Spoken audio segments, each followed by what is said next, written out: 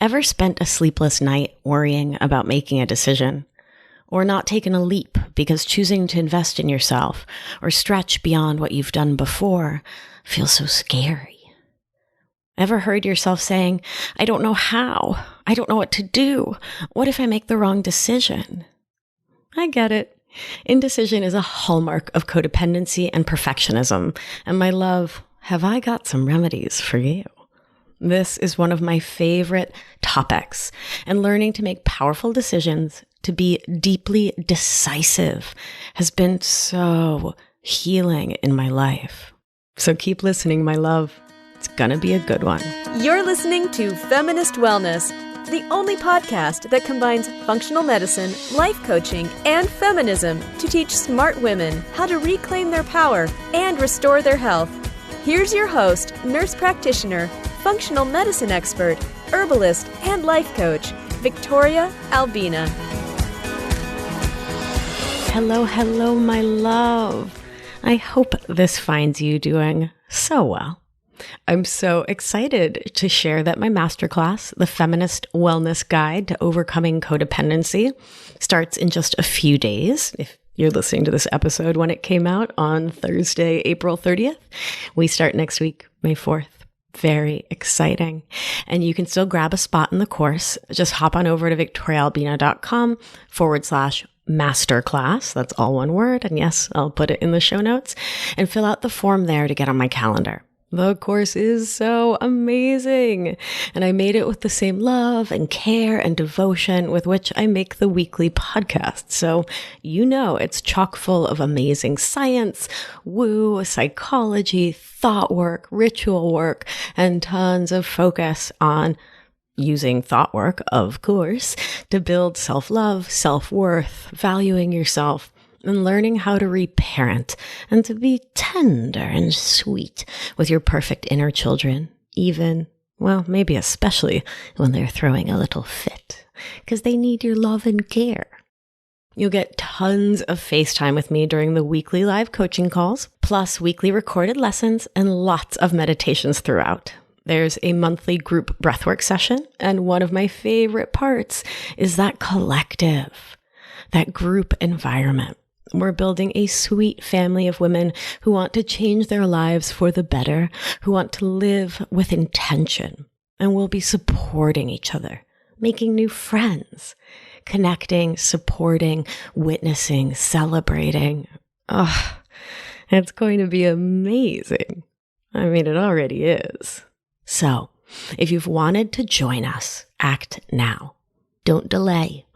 But seriously, please don't miss out on this if you've been thinking, yeah, I want to work with Vic. I love the podcast. I've been learning a lot.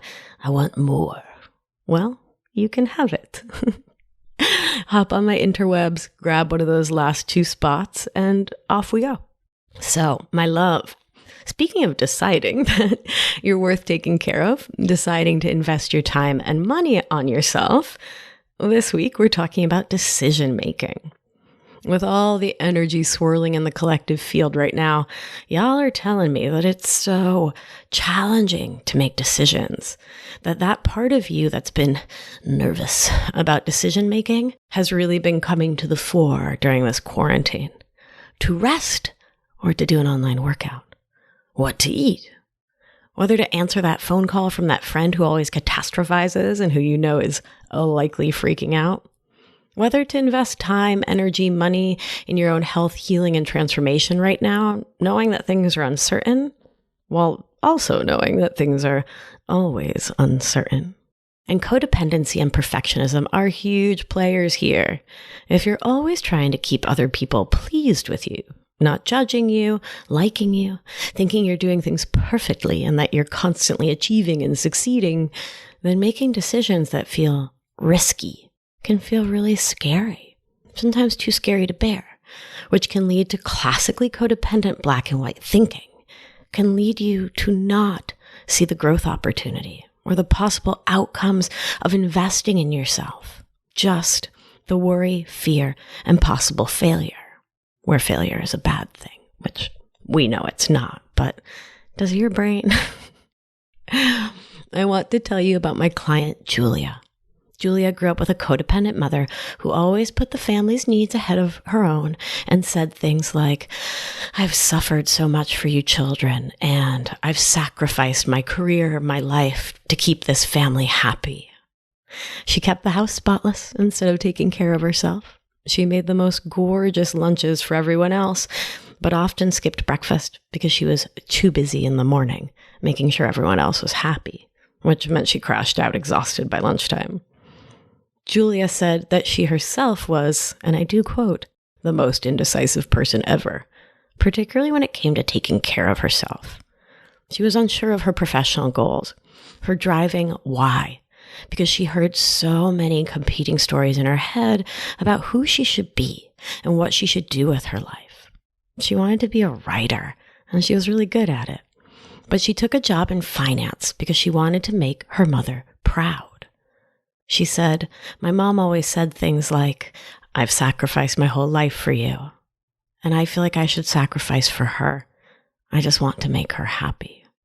What Julia didn't realize was that she was living out the same old pattern of codependency and perfectionism her mother was living in, externalizing her worth and value while ignoring her true passion.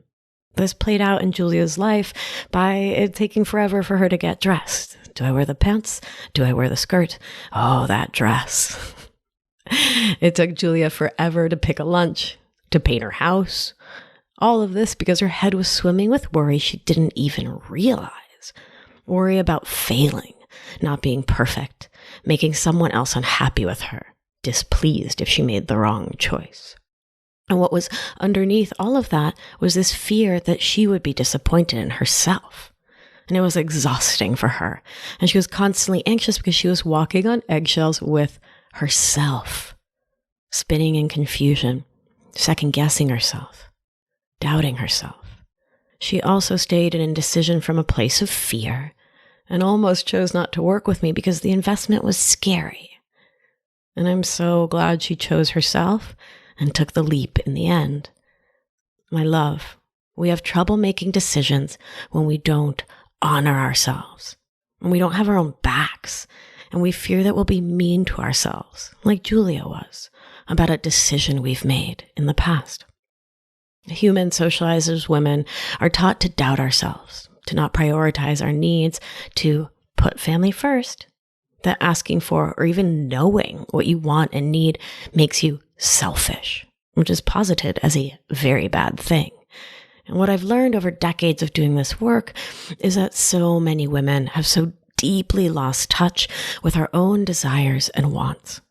As children, as girls, we were taught to be good girls, to be quiet and sweet and pretty and never rude or impolite, which means not speaking up, not voicing your needs, going along to get along, and can also bring perfectionism into it all, especially when there's a family ethos of codependency, chaos, stress, lousy boundaries, expectations of achievement. Remember, codependency is when you chronically put other people and what you believe they want and need above what you want and need, taking care of them first. And it's also when you feel other people's feelings, when you allow other people's emotional state to dictate yours. If dad isn't happy, no one is happy. So as a kid, you work to be perfect in order to try to keep dad happy, which is neither your job nor something even possible. And so many humans socialized as women, in particular, are raised seeing their job as the upholder of everyone's joy and happiness and to make everyone's lives easier.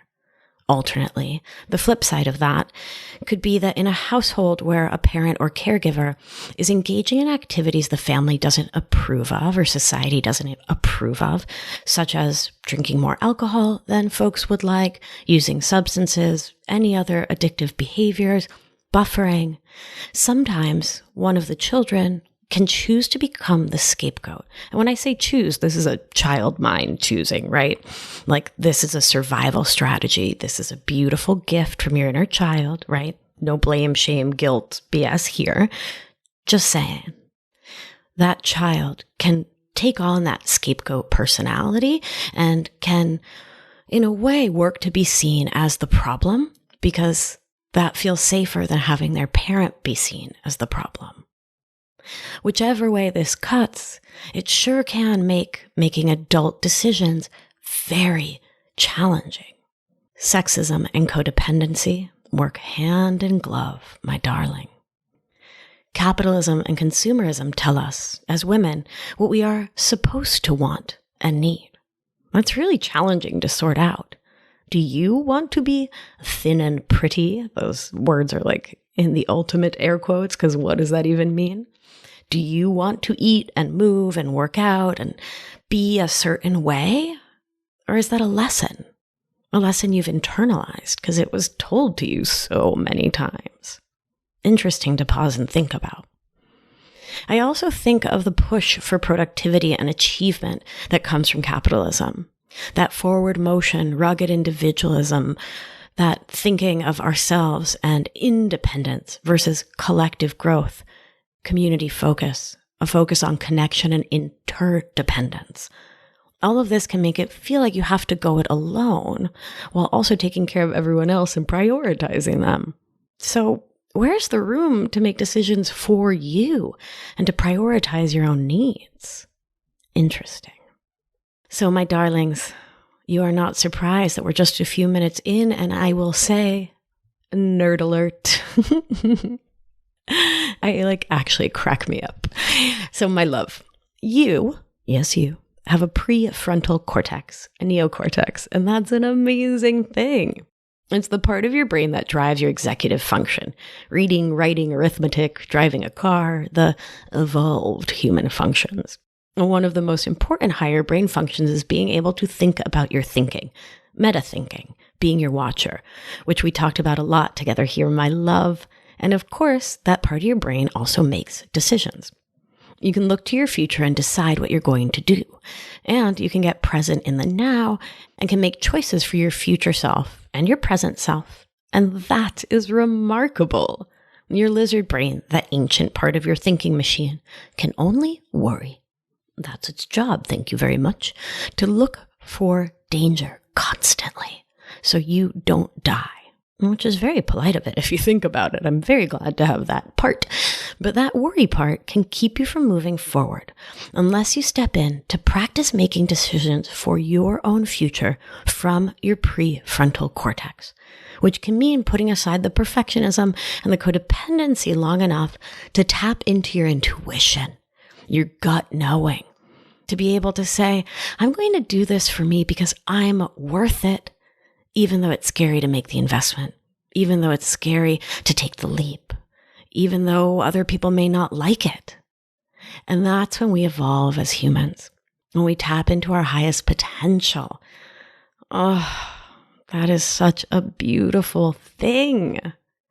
And one of the ways that I think about practicing making decisions is to make them ahead of time, which we use the thought work protocol to help us do, to decide Monday, I'm going to work out at 8 a.m. and I'm going to practice that thought. I'm dedicated to movement even when I can't go to the gym because quarantine. Or I'm not going to drink this week because quarantine plus hangover is so not a cute look. Or I'm going to do one big scary thing for myself to grow and change during this global pandemic. I'm going to say yes to investing in me, and I'm going to launch my online business or train as a life coach or work to change my thought habits with a coach or, my goodness, whatever it may be for you. Apply to grad school, write the novel. You make the decision for your future self and you honor those decisions. That's how we retrain that primitive lizard brain, which is survival obsessed and thus lives for instant gratification because that gives you dopamine, and dopamine feels really good. More, please. That was my lizard voice. Y'all, I'm like extra goofy today. I'm just letting it out. Did you like my lizard brain voice? More dopamine, please. Oh, I am such a goose. God, just side noting, because apparently today's for side noting. I love the place of my development that I'm in, that I can fully be my weird, authentic self and like actually find it funny and not like cringy or awkward or like I don't need to like give a disclaimer. I can just state the fact like today I'm feeling extra silly-goosey, and here I am, being me. More dopamine. I think that's what lizards sound like. Anyway, all right. Refocusing. Another thing that can happen when we let our lizard brain drive the bus is confusion. And that sounds like, oh gosh, I don't know. I don't know if I should do this. I don't know how. I don't know if it's the right choice. It's when you get a case of the I don't knows. And when we decide, because it's a decision, my beauty, to stay in that confusion, that rumination, that spin, is that we do exactly what we say we want freedom from. And that's being stuck. I don't know equals stuck. It's simple math. Add a reptilian brain in there. Whew, you're super stuck. And you feel stuck because instead of making and honoring a decision, you spin around and I don't know. And it's usually not that you actually don't know. It's that you're continuing to feed that thought into that lizard brain. And that that thought that you don't know, leads directly to your feeling confused, stuck, overwhelmed, anxious about a decision that you could just make for yourself using your prefrontal cortex. Your lizard brain tells you that confusion is important because remember, its job is to keep you safe. And if it has decided that decision making is scary, it's going to be biased towards not making decisions. So it feels important to think it over and ruminate, but there's another way, which we'll get to in a moment. Another reason why you might spin in indecision is that you fear making a wrong decision. Yes, air quotes again. And listen, before thought work, I used to look backwards and call all sorts of decisions wrong decisions, like dating that person I dated in 2002, taking that job or class, going to there, wherever there was. And I would tell the story, those were the wrong decisions, which kept my lizard brain rubbing its little hands together, feeling all smug and self-satisfied. If it could talk, it would be like, you see, I told you to stay at the back of the cave and do nothing. Sure, you won't grow or heal or evolve, but you won't regret. You won't die. Here's the thing, my love. Regret is a choice. Your lizard brain doesn't know that. Your prefrontal cortex knows it for sure. It has a tattoo of it. Regret is always a choice. It's optional. You don't have to do it, and it gets you nowhere. So, what if there were no wrong decisions? What if that wasn't a possibility? What if, instead, you could honor the you that made those decisions, knowing what she knew at that point in her life, and just move on with love and acceptance? Feel into that. Just accepting. She dated that person. She took that job. She moved to that city. She got that degree. She did that. Just like a baby falls over about 473 times before they learn to walk, and then they fall over another 473 times as they learn to run, their choice to attempt to stand and move and locomote were not bad choices. They're not regrettable or wrong. They're necessary on that baby's path to being bipedal, and that's a beautiful thing. Would you want your inner 8-month-old to feel bad for making the choice to try to stand, walk, run? What about an actual 1-year-old you know and love? So why would you be mean to your past self or your present self for doing the next right thing as you currently understand it? What if there were no wrong choices? By giving your past self and present self extra love and care and understanding, you open the gateway to making decisions now without spinning in confusion, because you know and trust that future you will not judge you by looking backwards and shaking her little fist at you. You know, trust, and believe that you will have your back, that you will honor that you were in the stage and phase of evolution that you were in the moment you made that choice, and that's perfect. You're learning to stand, and it's perfect. Maybe you fell, and it's perfect. Remember, fail again, fail better, says Pema Chodron. And you only fail in the bad way when you stop trying. And it means that you stop making decisions. If this concept of failing on purpose and celebrating failure is new to you, my darling, please finish this episode because it's a good one and go back to episodes 39 and 40 to learn more about my philosophy around failure. Remember, your thoughts create your feelings about everything in life. Your decisions are neutral until you have a thought about them, whether that thought comes from your own mind or your projection of what you think someone else will think. Like, if I take this class and invest in myself, my husband won't like it. Or, I want to stay at home this holiday, but my mom is going to lose it if I don't come home, so I guess I have to make that decision. This is codependency in action, perfectionism in action, making decisions for yourself and your life, worrying about what other people will think of you. And it's not a loving choice for yourself, my beauty. And please, I get it, more than you could even imagine. And I'm telling you, from the other side of these thought habits, they keep you spinning in stuckness, confusion, self-doubt, anxiety, not moving forward towards the life of your dreams. So, what if you decide that there are no wrong decisions? Knowing you'll only feel bad about a decision if you think, I made a wrong decision. What if you decided that every choice you make is the next right one? Try that on. Feel into it. But really take a moment and feel into it. And out. It feels really good, right? I mean, it also feels like really petrifying at first, and I get that. Trusting yourself is a process. And it's also a choice you get to make each and every day. Today, I'm going to trust myself and my intuition to guide me in the right direction. And I'm going to make decisions for my present and future self with love. And of course, trauma can try and get in the way, and that's understandable. Totally. I feel that in my bones. And my most beautiful love, you have two options. Stay stuck in your stuckness, or gently, lovingly encourage yourself. And remember, in this family, we firmly encourage ourselves. We lovingly coax. We never push ourselves, right? Pushing's for jerks. We are nice. So you can encourage yourself as your most loving parent to make one more decision for yourself today from that really conscious, thoughtful watcher place, practicing these thoughts. There are no wrong decisions. There are no wrong decisions. Regret is optional. Regret is optional.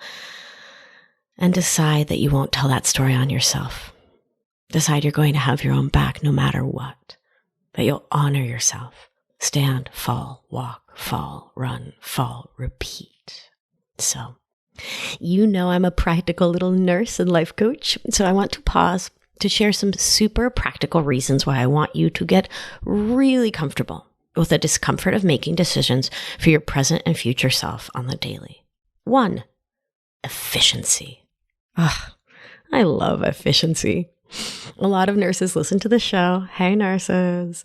And we are queens of efficiency at work. Do the thing that takes the longest first. Don't grab just one thing from the supply closet. Think of all your patients and grab everything they'll need all at once. Efficiency. And being decisive is efficient. Ruminating is not. Being in confusion and worry, not efficient. Waste your time, and most importantly these days, your limited human energy. Most of us are stretched so thin right now while working from home full time, maybe parenting full time, running a homeschool for the first time, or if you're here in New York, gearing up to spend 3 hours in line getting groceries, maybe taking care of folks who are sick with COVID or otherwise unwell, on and on. So why spend energy on things like decision making? Why stay in that emotional energy suck when you can just decide that there are no wrong decisions and just move forward? Make a choice and go with it, knowing you can change your mind in the future if you like the reason you're changing it, but you can also just make the decision and choose to not expend any more energy. Just sit with it for now. Remember that when you say, I need more time to think about it, you're not seizing the moment you have. You're not making that decision. Just postpones it to another moment. I talked about this in the framework of perfectionism in episodes 56 and 57. It's so common to just put off the inevitable because you're scared you're going to mess up or do it wrong. But in fact, you're not using that one moment, that opportunity, to its fullest capacity to build your life. You're worrying about something you're not doing instead. See what a hot mess that is for your mind? Making decisions saves time and saves energy.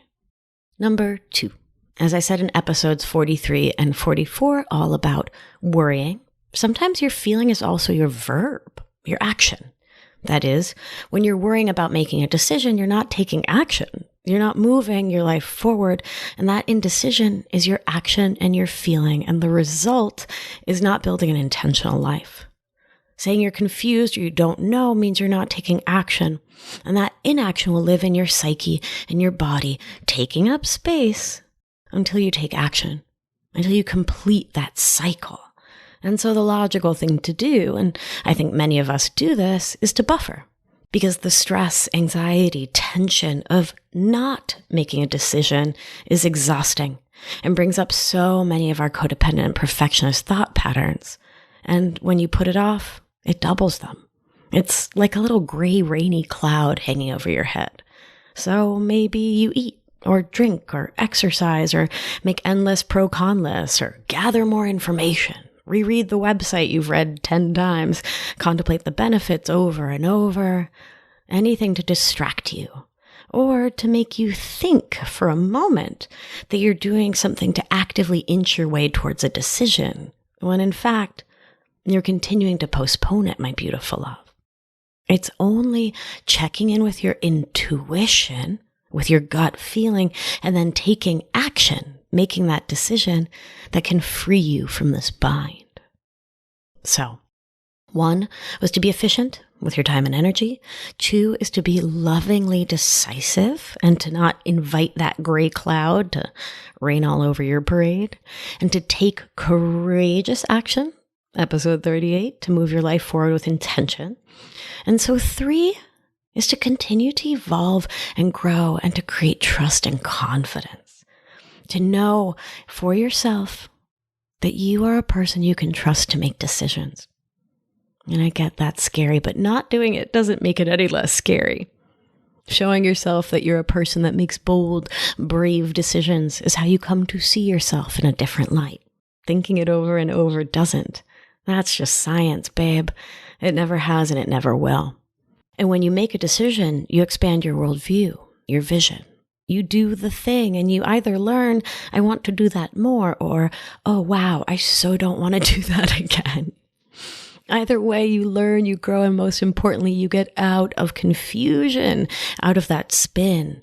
And that helps you feel more confident because again, you're showing yourself you're someone you can trust to make decisions. And when you make decisions, starting with small ones and building up, you can get more and more confident. And you know me, I'm a huge proponent of being intentional, thoughtful. Absolutely. I'm not telling you to make rash judgments here or rash decisions. Like, never. My work is the opposite. I'm all about mindfulness and being intentional. I want you to think about this. There is such a difference between making a decision from the energy of being thoughtful and the energy of confusion, stress, I don't know, self-doubt. I need to think this over and over for ages or spend 1 billion hours reading the internet to be able to justify listening to my heart. That is the rushing energy of sympathetic activation that can lead to that dorsal shutdown of, I don't know, it's too stressful to make a decision. I'll just won't. Once I started making big decisions with a calm, grounded energy, using my prefrontal cortex, and doing so in a second, not debating and doubting and going back and forth, listening to my intuition, to my gut, to my body, it got so much easier. And I felt like a drive in me to stop procrastinating my life away and to learn to do what I teach you, to be my own watcher, to follow my intuition and to make decisions with ease, knowing that a decision happens in a second. Sure, maybe you thought about it for a day or a week or a year, but you made that decision in one singular moment. And baby, you don't have to delay it. You can make a decision and you can choose to never regret, second guess, doubt, or worry. Instead, you can have your own back, be your own ally, and say, I made that decision and I'm sticking to it because that's how I show my self-love. So my love, I have a series of questions and prompts to offer you to help you make decisions in your best interest with less confusion, stress, and I don't know, less I have to think about it, and more clarity.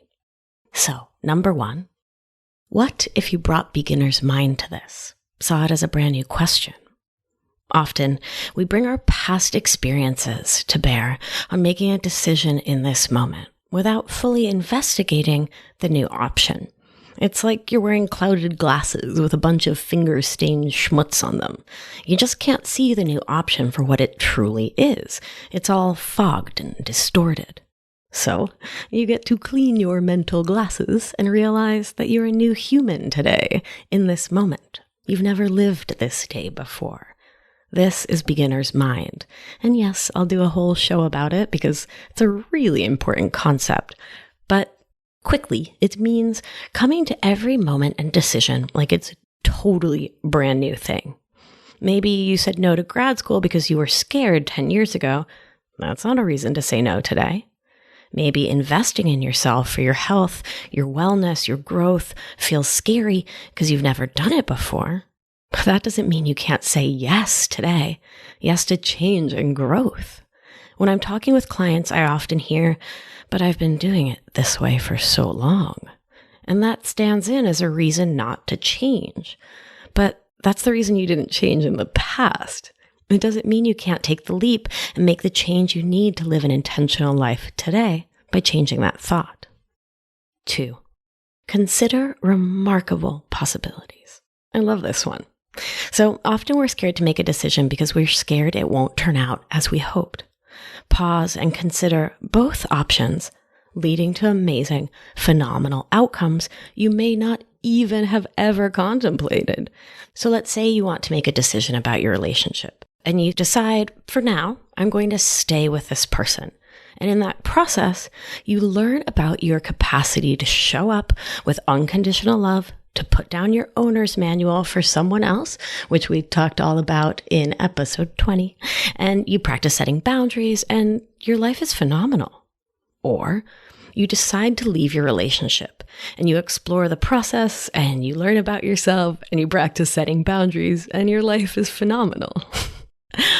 What would you choose if both possibilities lead to amazing, remarkable outcomes? Try that one on. 3, what if you could say yes to both things? Hold duality and find balance. I talk a lot about holding the duality of the human experience and addressed it specifically in the last special COVID time episode. What if you held both options as possible? You can rest sometimes and you can work sometimes. Deciding to do one this moment doesn't obviate the option of the other. You can work in your day job that doesn't feel tied to your passion, your driving reason why, while exploring other options. You can decide to stay in your codependent relationship while you work on yourself with a coach like me. You don't always have to pick the black or white option. Just know that if codependency or perfectionism are your habitual thought habits, then black and white thinking may be your default. And that's a habit you get to explore and work with. You can hold duality, gray, my love. There's a place, an option other than the black and white. I know you can get there. 4, what if failure is not a problem? So in episodes 39 and 40, we talked about failure as the most amazing thing. So what if you made a choice, took that leap and said yes, and it was a failure, and you learned and were able to grow? That sounds wonderful to me. What if it's totally okay to fail at something? But what often happens is that you predict failure, meaning a bad outcome you want to avoid, being tied to one decision or another. And so you put the decision off, postponing it till tomorrow, because eventually you'll have to make it, or just assume you don't know how to do something new. Or you allow yourself to stay in self-doubt versus doing the thought work to shift that pattern for yourself. What if failure is not a problem? 5, what would future you say? It's so easy to think we know what our past self should have done and to be past critical. I do not recommend it. Instead, you can take all the wisdom and zoom forward 5 or 10 years and ask your future self what they think you should do now. What would you like to have said yes or no to 10 years from now, looking back? Staying small or taking the chance? Risking failure for your own growth? Set a deadline for yourself, be it a day or a week. Don't make it too big a stretch of time. And when that time comes, listen to your intuition, your gut, and your future self, and make the decision. Boom. Done. Also, remember that when you're not making a decision actively, you are making it passively, right? So if you're like, oh, I should read that book, I should go to this school, I should do that training, I should break up with him, I should whatever, and you postpone that decision, in that moment, you're making the decision not to make a decision. So you're making a decision, my love. You either get to do it in this aligned way that your future self would be like, yeah, way to go, or not. 6. I love this one. What would love do? This is a question I first heard the amazing Oprah ask us to ponder. There's not much more to it. Think of love as this beautiful, magnificent, universal life force and ask what love, self-love, love of your family, love of the world, what would the energy of love invite you to do? Would love invite you to take a leap for yourself? Right? To find a way to, I'm going to stick with grad school because a lot of my clients are really figuring out their passion and their job and their career and what that's going to look like. Would love tell you to take a student loan or get a 0 APR card or borrow the money from someone, get an advance, right? To make your dreams come true. I think it would say, yes, please. 7. What choice moves you forward in life? So most of the time we're overthinking something because we feel fear, and that's okay. It's totally okay, natural, normal, human, mammalian to feel fear. And you can feel that fear and make the choice anyway. We can do hard things, right, my love? And you can do them with a little bit of fear in your body. A little discomfort that we know means that wild growth is coming. Don't let fear stop you from living your most amazing life. In my coaching world, one of the things that we say is that a decision can make us want to barf in a good way. Like I actually have a Slack with some coaching friends that's called Barf Club. Going live on Instagram, barf. Putting out a course like the one I have starting next week, barf. Being vulnerable, barf. It's like that queasy belly feeling of, oh, wow, this is going to open me up to the world and change and potential failure. Wow. And I'm doing it anyway because I want the outcome. I want the result on the other side of feeling just a little barfy. And it's totally fine, right? With awareness and being your own watcher, you can feel the difference between like a bad barf, like, oh, no, thank you, someone crossing a boundary, something, no. And the queasy that like, yeah, do it, like stage fright, right? Where you're like, I'm gonna go on stage, I'm gonna shine, and I might barf. What also comes to mind is this one time I was giving this really big lecture and I felt really nervous and just like really butterflies in my tummy. And my beloved friend, Becca Salmon, who's just so wise, said to me, remember, that nervousness is just the universe or God, whatever works for you, reminding you that what you're about to do is so important. I love that. When I'm feeling that like queasy butterflies in my belly, I know that I need to do that scary thing, like starting this podcast, going on Instagram Live all the time, releasing my masterclass, right? I get to do that nervous making barfy decision. 8. What's the best and worst case scenario? This one is simple. For me, it's not taking the leap. not enrolling in the course, not starting that program, not entering a relationship, not leaving a relationship, not putting myself out there.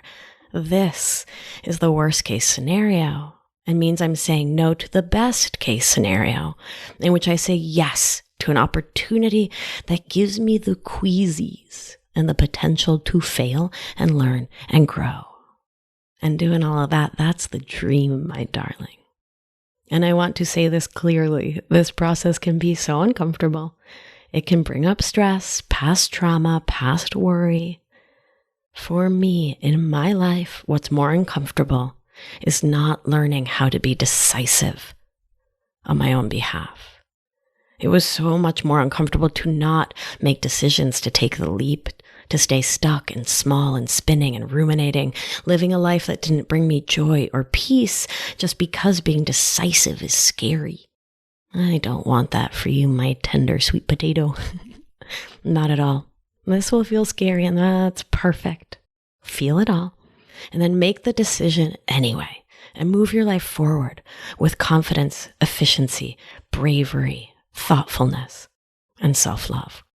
So let's get back to Julia. After working with me on her codependency and perfectionism, the fear of unworthiness that lies underneath it all, Julia learned to check in with herself, to see what she wants, which can be super challenging for all of the reasons that I listed at the beginning of the show. 2, to listen to and parse out the scripts and voices telling her what she wants and needs, learning to tune into her intuition and her own truth, not the voices from her childhood, society, culture, the patriarchy, etc. 3, Julia learned that there are no wrong decisions because regret is a choice. Always.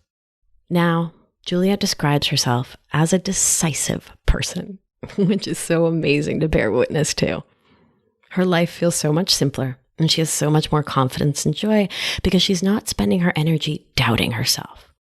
Instead, she's practicing owning her own truth and living into it, trusting her intuition, her body, and her mind. And she has the thought work protocol, so she never has to beat herself up for any decision, and she knows how to make decisions ahead of time. She gets to lovingly reframe every decision as the best decision she could make with the information she had, and to remind herself that self-love comes first in this family. And because I love you, I'd like to end with a pep talk, so you can remember that you can do hard things, and I can show you how. So here we go. We'll start, as always, with a deep breath in and out. Connect in with your intuition, your body, to get the clarity you need on the right path for you. If that feels challenging, you can literally just decide that you are going to choose a path and not question it. You will choose it with kindness. You will make a decision. You will remember that regret is a choice, not a given. It's an optional feeling you don't ever have to have. You never have to look back and say, if only I'd done it this other way.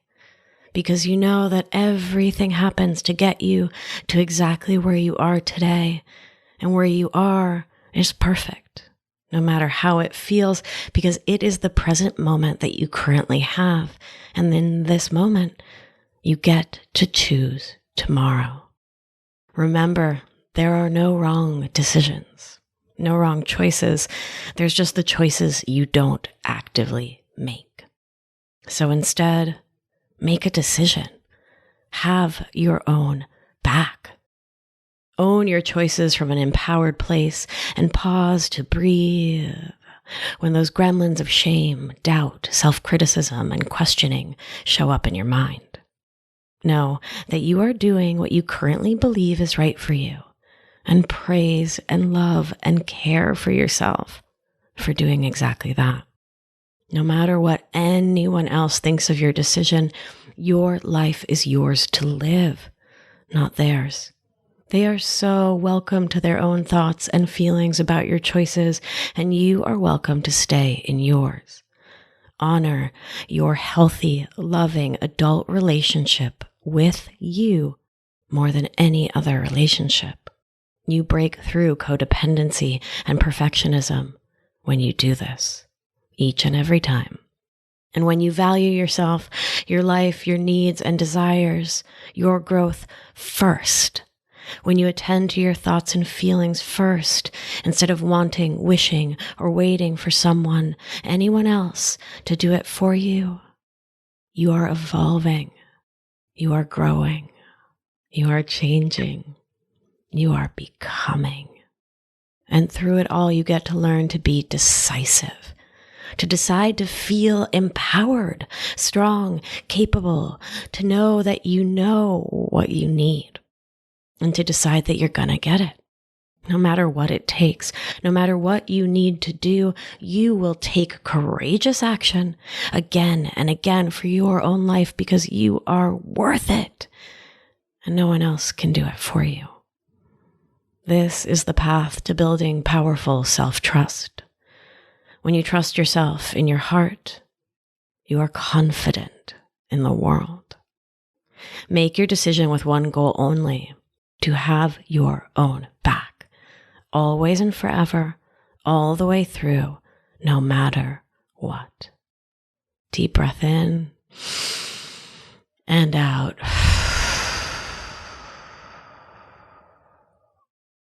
My love, this process takes concerted effort, practice, and the support of an experienced guide. And if you're looking for expert guidance from someone who's literally been there, then I'm the coach for you. And what better time than now to do this powerful internal work? If you're listening to this show on April 30th, 2020, the day it comes out, there's just a few little days to grab a spot on my calendar for my upcoming masterclass. So head on over to victoriaalbina.com/masterclass. Wanted to keep that easy, and get on my calendar. Let's talk more about the course and how you can make a powerful decision to change your life forever. All right, my darlings, I'm so looking forward to connecting with all of you. This class is going to be amazing. You're already amazing. You make powerful decisions. Remind yourself of that. I mean, you made the decision to subscribe to this podcast, so you're pretty good at decisions. I'm getting silly again.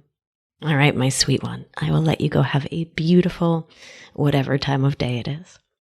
Remember, you are safe. You are held. You are loved. And when one of us heals, we help heal the world. Be well, sweet one. I'll talk to you soon.